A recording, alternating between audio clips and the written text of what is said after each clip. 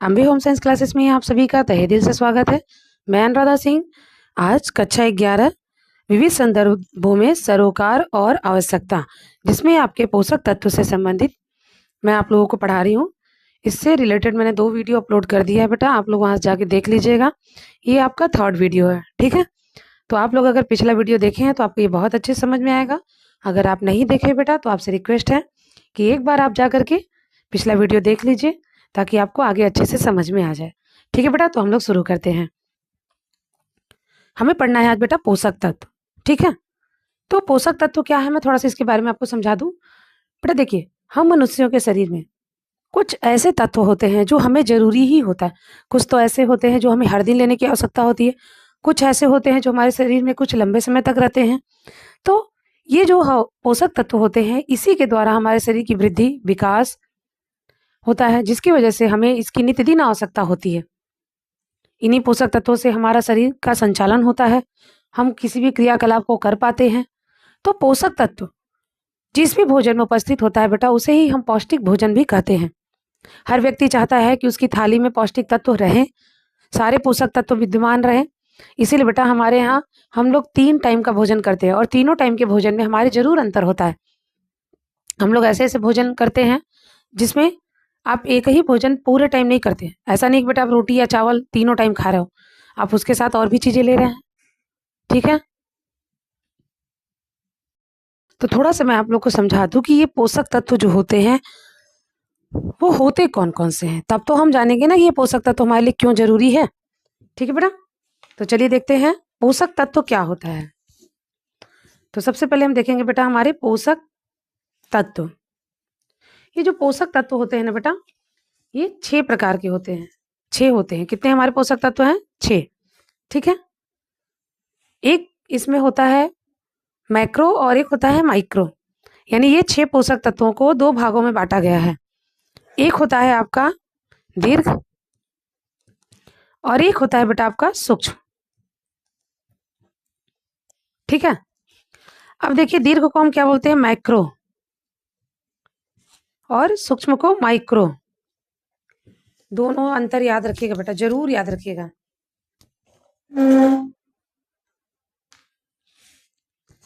और यहां से बेटा आपके टीजीटी पीजीटी एलटी ग्रेड में भी क्वेश्चन जरूर बनते हैं, ठीक है। तो इन्हें दीर्घ क्यों कहा गया है, मैक्रो क्यों कहा गया है? क्योंकि बेटा ये पोषक तत्व जो होते हैं हमें क्या प्रदान करते हैं बेटा? ऊर्जा, एनर्जी देते हैं ये हमें। लेकिन इससे हमें कोई ऊर्जा नहीं मिलती है, लेकिन ये भी हमारे लिए उतना ही जरूरी है जितना ये जरूरी है। तो अब देखिए कि आपके दीर्घ में कौन कौन से आते हैं। तो दीर्घ में आपके 3 आते हैं बेटा। एक आता है आपका कार्बोहाइड्रेट, ठीक है। दूसरा होता है बेटा आपका प्रोटीन, और तीसरा है बेटा आपका वसा। तीनों जान ले। कार्बोहाइड्रेट को हम CHO भी बोलते हैं बेटा शॉर्ट में। अब देखिए कार्बोहाइड्रेट क्या है बेटा? कार्बोहाइड्रेट हमारे शरीर के लिए अति आवश्यक है। क्यों? क्योंकि इसी से जो ऊर्जा मिलती है, उसी से हमारे बॉडी का संचालन होता है, उसी से हमारा शरीर क्रियाकलाप करता है, और इससे हमें उत्तम क्वालिटी का एनर्जी प्राप्त होता है। एनर्जी तो हमें प्रोटीन से भी मिलता है, वसा से भी मिलता है बेटा। और वसा में सबसे ज्यादा यहाँ पे आपको 4.2 किलो कैलोरी, यहाँ भी 4.2 किलो कैलोरी, लेकिन यहाँ बेटा 9.2 किलो कैलोरी, ठीक है। तो सबसे ज्यादा तो हमें यही मिला, लेकिन सबसे उत्तम हमें ऊर्जा मिलती है। तो इससे ये यहाँ से भी प्रश्न बनता है बेटा। ये हाई स्कूल में और मतलब इंटर में तो नहीं, लेकिन जब भी आप एंट्रेंस एग्जाम देते हो ना, तो यहाँ से प्रश्न जरूर बनता है। अब कार्बोहाइड्रेट किस में पाया जाता है? जितने भी हमारे अनाज होते हैं बेटा, क्या होते हैं? अनाज, ठीक है, उनमें कार्बोहाइड्रेट पाया जाता है। अब अनाज में क्या है बेटा? गेहूं, चावल, बजड़ी, मक्का, जौ, मकई, ये सारी चीजें जो होती हैं बेटा, ये अनाज के अंतर्गत आती हैं। तो इनमें कार्बोहाइड्रेट पाया जाता है। आप बताइए, आपके थाली में आप ज्यादा मात्रा में रोटी चावल लेते हो या फिर सब्जी दाल लेते हो? हर कोई यही जवाब देगा कि नहीं मैम, हम लोग तो चावल और रोटी ज्यादा लेते हैं, उसके अकॉर्डिंग सब्जी और दाल हमारा कम होता है ना बेटा। आप होटल में खाना खाने जाते हो, थोड़ा सा ही अगर कढ़ाई पनीर लेते हो, छोटे से कढ़ाई रहेगी, उसमें आपको थोड़ा सा पनीर दे देंगे और पूरा परिवार खा लेता है। थोड़ी थोड़ी सब्जी से क्या थोड़ी सी रोटी से ही आपका पेट भर जाता है? नहीं, हमें सबसे ज्यादा मात्रा में क्या चाहिए होता है बेटा? कार्बोहाइड्रेट, क्योंकि इससे जो ऊर्जा प्राप्त होती है उसी से हमारे शरीर को एनर्जी मिलती है। समझ में आया सबको? कार्बोहाइड्रेट क्या है बेटा? ठीक है। तो जितने भी अनाज होते हैं उसमें क्या पाया जाता है बेटा? कार्बोहाइड्रेट। अब ये कार्बोहाइड्रेट जो होता है बेटा, इसका पाचन भी हमारे मुंह से होना शुरू हो जाता है। इसका पाचन जो होता है ये मुख से स्टार्ट हो जाता है। ठीक है। हमारे मुख में लार पाया जाता है। कौन सा लार? टाइलिन। ठीक बेटा, कौन सा लार पाया जाता है? टाइलिन। ये टाइलिन क्या करता है? ये टाइलिन क्या करता है? हमारे कार्बोहाइड्रेट को पचाने का कार्य करता है। ठीक है। तो कार्बोहाइड्रेट का पाचन जो होता है हमारे बकल कैविटी यानी मुंह से स्टार्ट हो जाता है, और इसका जो पाचन होता है बेटा ये आसानी से हो जाता है, ये आसानी से पच भी जाता है। क्लियर है इतना सबको? आप लोगों को कैसा लगता है बेटा? वीडियो समझ में आता है तो आप जरूर मैसेज किया करिए। अब दूसरा हम देखेंगे बेटा प्रोटीन। प्रोटीन रिच सोर्स है बेटा। किसके लिए? हमारे शरीर में टूट फूट की मरम्मत करने के लिए। ये तो ऊर्जा प्रदान कर दिया, ऊर्जा ये भी देता है, लेकिन कब? जब कार्बोहाइड्रेट से ऊर्जा नहीं मिल पाती है तब वसा ऊर्जा प्रदान करता है, और जब वसा भी ऊर्जा नहीं दे पाती बेटा तब प्रोटीन देना शुरू करता है। और जब जिस कंडीशन में प्रोटीन ऊर्जा देना शुरू करता है बेटा उस कंडीशन में व्यक्ति को बचाना बहुत मुश्किल हो जाता है। क्लियर है? ठीक। तो प्रोटीन जो होता है बेटा ये सारे दलहन यानी दाल वाली जितनी भी प्रोडक्ट है आपके, दाल जितने भी है बेटा उसमें सब में उत्तम क्वालिटी का, उत्तम तो हम नहीं बोलेंगे लेकिन प्रोटीन पाया जाता है। अगर उत्तम क्वालिटी बोले तो बेटा मांस मच्छी। ठीक है। मांस, मछली, अंडा, यानी एनिमल रिसोर्स जो होता है बेटा, एनिमल जो रिसोर्स होता है उसमें सबसे ज्यादा अच्छे क्वालिटी यानी उच्च गुणवत्ता वाला प्रोटीन पाया जाता है। ठीक। लेकिन प्रोटीन दाल में भी पाया जाता है। अब जो लोग दाल नहीं खाते, मांस मच्छी नहीं खाते, तो क्या उनको प्रोटीन नहीं मिलेगा? मिलता है। दाल, पनीर, ठीक है, और सबसे ज्यादा बेटा मिलता है सोयाबीन। सोयाबीन में आपकी 42 से 43% तक प्रोटीन पाया जाता है। हम सारे लोग सोयाबीन की बड़ी बड़ी यूज करते हैं ना, उसकी खली जो होती है बेटा, सोयाबीन का जब तेल निकलता है ना तो उसकी जो खली निकलती है उसी से सोया बड़ी बनता है। बहुत लोगों को बहुत पसंद होता है। आप जो मोमोज खाते हैं, चाइनीज मोमोज, उसमें सोयाबीन डाला जाता है। बहुत पत्ता गोभी भी बनाते हैं लेकिन सोयाबीन का भी मिलता है। ठीक है बेटा। अब हम देखते हैं बेटा वसा। हम सब जानते हैं कि वसा हमें किसमें मिलता है बेटा? तेल, घी, तेल, घी, मक्खन। ठीक है बेटा, इसमें हमें सबसे ज्यादा वसा मिलती है। अब वसा भी हमारे शरीर के लिए जरूरी है। क्यों बेटा? क्योंकि हमारे शरीर में जो विटामिन पाए जाते हैं वो दो प्रकार के होते हैं, एक तो जल में घुलनशील होता है और एक वसा में घुलनशील होता है। तो बेटा वसा में जो घुलनशील विटामिन होता है उसको पचाने के लिए तो हमें वसा चाहिए, इसीलिए हमें अपने भोजन में वसा का प्रयोग जरूरी होता है करना। बस ये है बेटा कि किसी भी चीज की अति नहीं होनी चाहिए। अगर आप लिमिट मात्रा में कर रहे हैं तो जरूरी है। अगर आप वसा खाना बिल्कुल बंद कर दिया, आपको ऐसा लग रहा है हम बहुत मोटे हो रहे हैं हमको नहीं खाना, तो आप देखेंगे बेटा कुछ समय बाद आपकी स्किन रफ हो जाएगी, आपके चेहरे में झुर्रियां आ जाएंगी, चेहरा बिल्कुल ऐसा लगेगा कि जैसे आप बहुत उम्र के हो गए हैं, आपकी एज बहुत ज्यादा बताने लगेगा आपका चेहरा। तो बेटा तेल, घी, मक्खन भी बहुत जरूरी, खासतौर से ठंडी में। हमारे शरीर के टेम्परेचर को बनाए रखने के लिए भी हमारा तेल, घी, मक्खन जो है बेटा वहां पे बहुत बड़ा रोल करता है। अब देखते हैं हम लोग बेटा सूक्ष्म। सूक्ष्म में भी हमारे दो होते हैं बेटा, एक तो विटामिन होता है, ठीक है बेटा, और एक हमारा होता है खनिज लवण, मिनरल्स। ठीक है। अब आप कहेंगे मैम आप तो 6 बोली थी लेकिन हम तो 5 ही देख रहे हैं। तो एक हमारा है बेटा जल। जल हमें कुछ देता नहीं है लेकिन इसका भी बहुत बड़ा रोल है, ये पचाने का कार्य करता है। अब देखिए बेटा विटामिन जो होते हैं ना, विटामिन आपके यहाँ देखिए, विटामिन आपके कई प्रकार के हैं, है ना। सबसे पहले हम देखेंगे vitamin A, B, C, D, E और के। इतना तो हमारे मुख्य हैं, इतने तो हमारे क्या है बेटा? मुख्य हैं। ठीक है। और बी में भी हमारा बहुत बड़ा परिवार है, विटामिन बी के भी बहुत बड़ा परिवार है। तो विटामिन ए की कमी से क्या होता है बेटा? रतौंधी। क्या होता है बेटा? रतौंधी। ये याद रखिएगा। बी से बेरी बेरी, ठीक है बेटा, बेरी बेरी। सी से स्कर्वी, डी से रिकेट्स, ठीक है। ई से क्या होता है बेटा? आपका नपुंसकता। और आपका जो के होता है बेटा ये क्या करता है? रक्त का थक्का। ठीक है बेटा, ये क्या करता है? रक्त का थक्का। नपुंसकता दोनों में हो सकता है बेटा, स्त्री और पुरुष दोनों में। तो विटामिन ए की कमी जिसमें भी होता है वो पिता नहीं बन सकते हैं, मां नहीं बन सकती हैं। क्लियर? इतना क्लियर है सबको? अब हम देखेंगे बेटा खनिज लवण। कुल खनिज लवण जो है बेटा वो 24 होते हैं। कितने होते हैं बेटा? 24, जिसमें से हमारे कुछ बहुत महत्वपूर्ण है, जैसे सोडियम। सोडियम क्या है बेटा? आपका नमक में, सोडियम नमक में पाया जाता है। जिस भी व्यक्ति में नमक की कमी हो जाता है बेटा, उस व्यक्ति को क्या होता है, बीपी की समस्या हो जाती है, यानी उसका बीपी लो हो जाता है, और जिसमें अधिक हो जाता है उसका बीपी हाई हो जाता है। तो sodium, potassium, calcium, phosphorus, zinc, ठीक है, ये सारे जो खनिज लवण है बेटा, ये हमारे शरीर के लिए अत्यंत आवश्यक है, जिससे हमारे शरीर का संचालन होता है। इतना क्लियर बेटा, आपको पोषक तत्व समझ में आ गए सारे। चलिए आइए आप लोग अपने टॉपिक पे आइए, ठीक है। आप लोग उसे नोट डाउन भी करना चाहें ना बेटा, तो आप वीडियो को पॉज करके जरूर कर लीजिएगा, ये आपके लिए बहुत इंपॉर्टेंट है। जब आप बीए करने जाएंगे ना बेटा, तो आपका फर्स्ट सेमेस्टर में सारा न्यूट्रिशन साइंस ही है, तो अभी से अच्छे से ध्यान दीजिए। अब देखिए बेटा, हम सबसे पहले देखेंगे पोषक तत्व का डिफिनेशन, मतलब क्या होता है पोषक तत्व।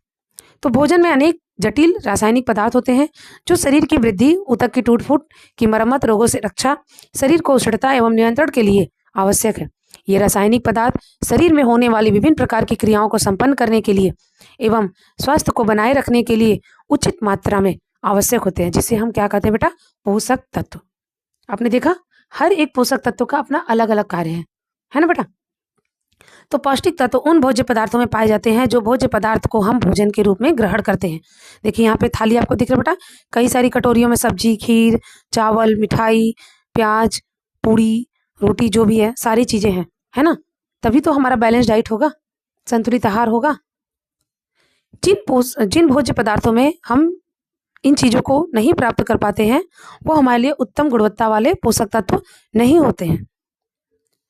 इन्हीं भोज्य पदार्थों के माध्यम से पौष्टिक पदार्थ हमारे शरीर में पहुंचते हैं, और पहुंचने के बाद अलग अलग पौष्टिक तत्व अलग अलग क्रिया अपना करते हैं।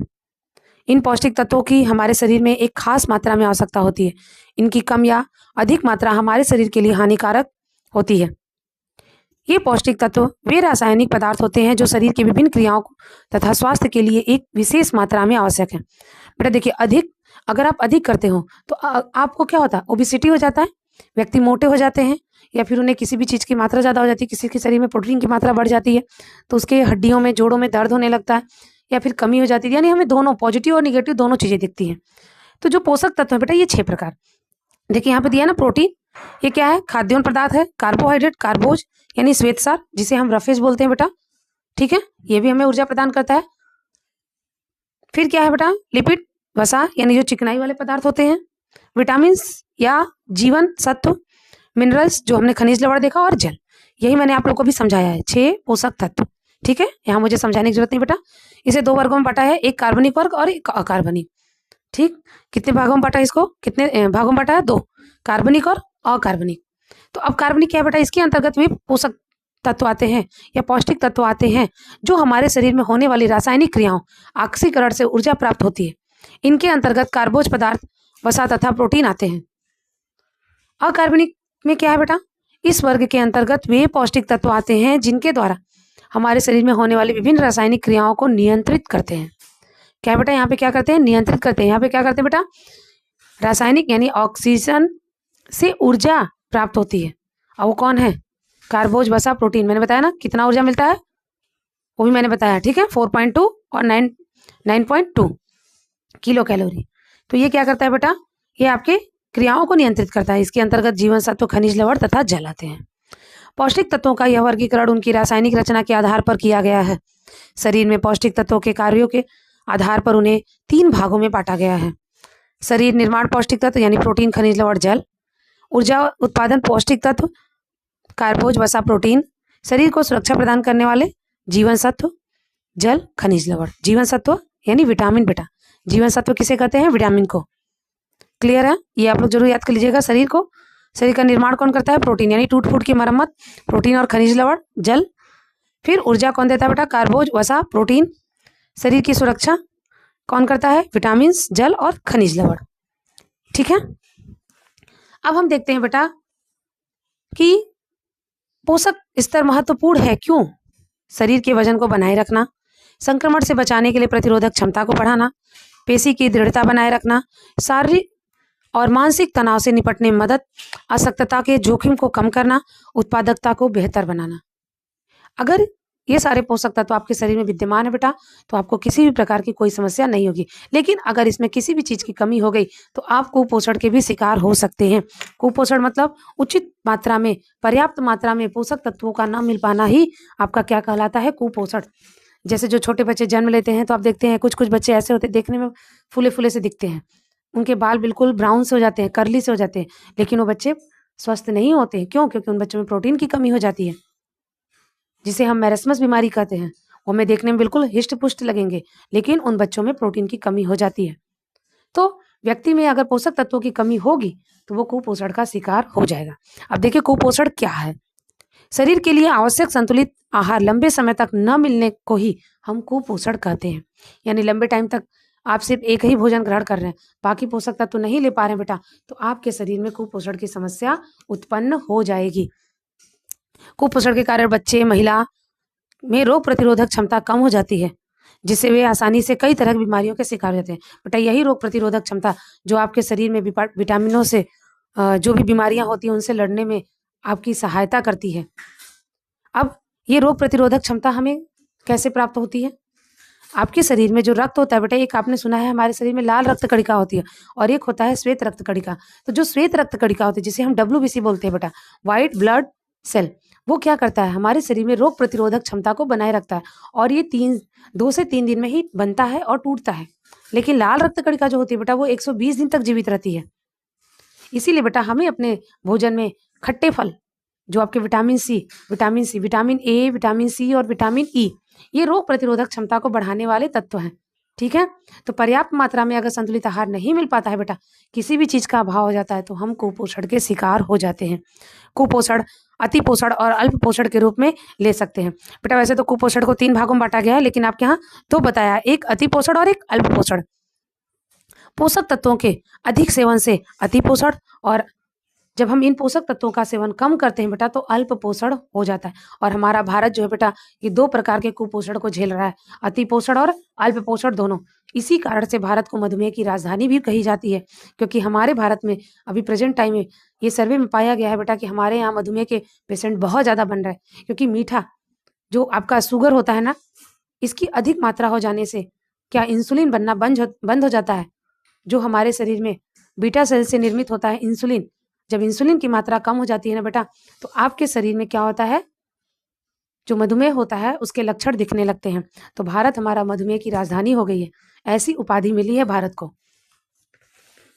आगे देखिए, यह है बेटा उत्पादकता। ठीक है, आहार, इष्टतम पोषक, अच्छा स्वास्थ्य, स्वच्छता और स्वास्थ्य सेवाओं सुविधाओं तक पहुंचना, शिक्षा और कौशल, अच्छा पर्यावरण। अब अच्छे पोषक तत्व का सकारात्मक प्रभाव क्या पड़ता है? सबसे पहले आप बताइए, मस्तिष्क को स्वस्थ रखने के लिए हमें कौन से पोषक तत्व की आवश्यकता होती है? तो वहां पर हमें प्रोटीन चाहिए। मस्तिष्क को जो प्रोटीन होता है ना बेटा, प्रोटीन की जरूरत होती है मस्तिष्क को स्वस्थ रखने के लिए।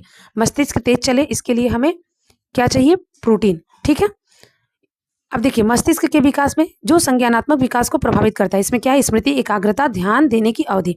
स्मृति मतलब क्या होता है बेटा? जो भी चीजें आपके माइंड में रहती हैं, लंबे समय तक उसको स्टोर करके रखना। एकाग्रता, मन को एकाग्र करना, यानी कि आप पढ़ाई कर रहे हो और आपका पढ़ाई में मन न लगे, दिमाग कहीं और भ्रमित हो, तो उससे क्या होता है? आपका एकाग्रता भंग होता है। ध्यान देने की अवधि, कुछ बच्चे ऐसे होते बेटा कि अगर उन्हें कुछ टाइम के लिए खड़ा कर दिया जाए तो वो चक्कर खा के गिर जाते हैं और किसी भी बुक को वो कंटिन्यू नहीं देख सकते हैं, कहीं ना कहीं वो अपने ध्यान को एकाग्र नहीं कर पाते हैं। तो ये सारे कार्य कौन करता है? हमारा मस्तिष्क। अब मस्तिष्क को एनर्जी देने के लिए हमें क्या चाहिए? प्रोटीन। अब है बेटा स्वास्थ्य की सामान्य स्थिति, पर्यावरण के साथ सक्रिय रूप से पारस्परिक क्रिया, इसके अनुपस्थिति में कमी, फेल होने तथा स्कूल की पढ़ाई के बीच छोड़ देने, जोखिम काम, ये क्या होते बेटा? अगर स्वास्थ्य में किसी भी प्रकार की समस्या होती है तो ये सारी समस्या हमें देखने को मिलती है। फिर है बेटा दृष्टि पर, दृष्टिहीनता का जोखिम कम करना। हम सब जानते हैं बेटा, विटामिन ई की कमी से हमारे आंखों में बहुत सारी समस्या हो जाती है ना। तो विटामिन ए हमारे लिए बहुत जरूरी है, और उसमें भी विटामिन ए के 2 रूप होते हैं बेटा, एक कैरोटीन होता है और एक रेटिनॉल होता है। कैरोटीन जो होता है बेटा, ये गाजर यानी जो वनस्पति से मिलता है उसमें कैरोटीन पाया जाता है, और रेटिनॉल जो होता है बेटा, कैरोटीन ही आपकी बॉडी में जाने के बाद रेटिनॉल में परिवर्तित हो जाता है। जब वो रेटिनॉल में परिवर्तित होता है तभी वो विटामिन ए के रूप में हमें प्राप्त होता है। इसीलिए बेटा जितने भी पीले फल हैं उनमें बहुत प्रचुर मात्रा में विटामिन ए पाया जाता है। मांस मच्छी खाना जो हमारे आँखों के लिए, हमारी दृष्टि के लिए बहुत ही महत्वपूर्ण है। ठीक है बेटा? तो अब इसके बाद बेटा आपके पोषक तत्व, स्वास्थ्य को प्रभावित करने वाले कारक, तो ये बेटा मैं आपको नेक्स्ट वीडियो में पढ़ाऊँगी। आज के लिए बस इतना ही। आप सभी को वीडियो कैसा लगा? एक बार कमेंट ज़रूर करिएगा बेटा। अगर अच्छा लगता है तो ज़रूर लाइक करिएगा, अपने दोस्तों में शेयर करिएगा। तो आज के लिए बस इतना ही बेटा। Thank you.